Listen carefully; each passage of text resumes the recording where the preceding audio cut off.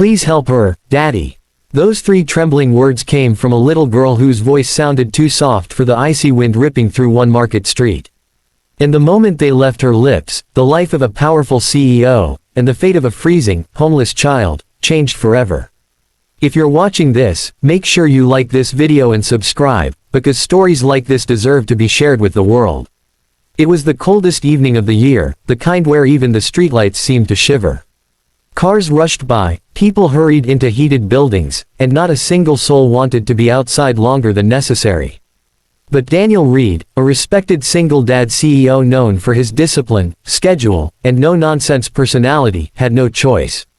He had promised to take his little daughter, Lila, to see the Christmas lights near the waterfront after work.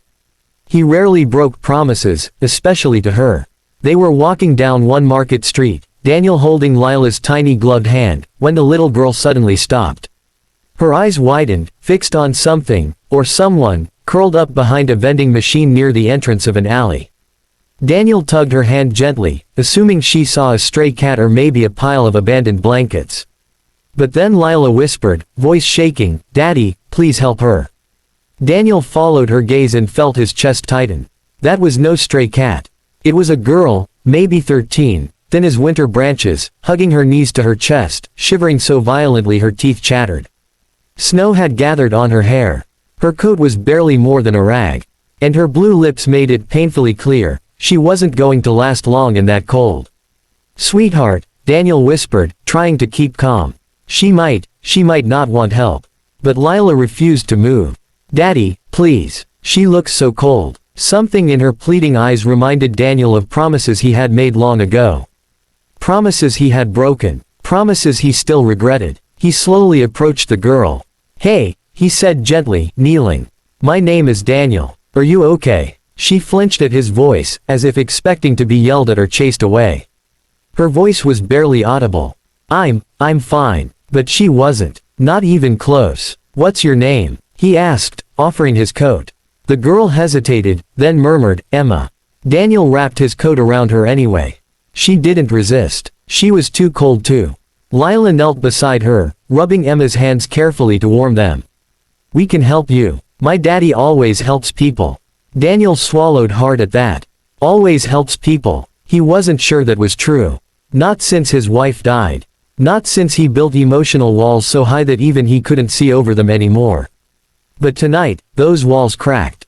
He carried Emma into his car and took her straight to the hospital. The doctor told him she had severe hypothermia and malnutrition. She needed care, food, warmth, a safe place. For the first time in years, Daniel stayed awake all night. He sat beside Emma's hospital bed with Lila asleep on his shoulder, wondering how many people must have walked past that same alley and seen what he saw, yet did nothing. When Emma finally woke up, she whispered, "Why did you help me?" "Nobody ever does." Daniel didn't have an answer. But Lila did. She stood on her tiptoes, hugged Emma, and said, "Because you looked lonely. And no one should be alone." That was the beginning. Days turned into weeks. Doctors recommended a shelter, but Emma clung to Lila and flinched at the idea of strangers. Daniel couldn't shake the guilt in her frightened eyes. So he made a decision that surprised even him. He took her home. At first, Emma barely spoke. She moved quietly, ate quietly, existed quietly. But Lila was a force of sunshine, gentle, patient, persistent. Slowly, Emma blossomed. She began to smile. She began to laugh. And eventually, she dared to dream. Daniel enrolled her in school. He bought her books, clothes, art supplies, anything she needed. He didn't treat her like a charity case. He treated her like family. But the world wasn't so kind. Some parents whispered. Some kids mocked her. Some teachers assumed she couldn't catch up academically. And every time Emma came home with teary eyes, Daniel sat with her at the dining table, teaching her until midnight if necessary. "You're not behind," he'd say. "You were surviving. Now you get to live." Years passed. Emma grew into a young woman, confident, brilliant, compassionate. She helped Lila with homework. She volunteered at shelters. She never forgot where she came from, nor the night she nearly froze on one market street. Daniel watched her with pride he rarely expressed out loud. But inside, she was like a daughter to him. Then came the scholarship announcement. Every year, Daniel's company awarded one to a student who showed academic excellence and community leadership. Emma's name was at the top of the list. But when he tried to approve it, the board pushed back. Favoritism, they argued. Conflict of interest. Daniel was furious, but Emma placed a gentle hand on his arm. "It's okay," she said softly. "I don't want it because you're the CEO. I'll earn my future myself." And she did. Months later, Emma won a national youth innovation competition, securing a full scholarship to a prestigious university, one she dreamed of since she was a child but never believed she'd step inside. The night before she left for college, Emma approached Daniel on the balcony. The city lights shimmered like 1,000 memories. "You saved my life," she said. "But you did more than that. You gave me a life worth living." Daniel's voice cracked. "Emma, you saved mine too."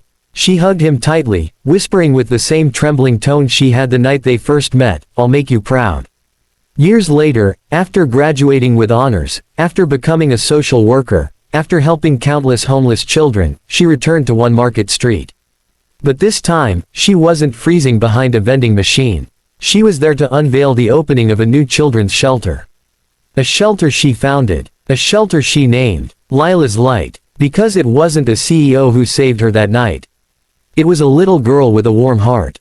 And when Emma gave her speech, she looked straight into the crowd, tears shimmering, and said, "Everything I am today began with a child whispering, 'Please help her, Daddy.' So if you're listening, remember, kindness doesn't have to be big to change someone's life forever."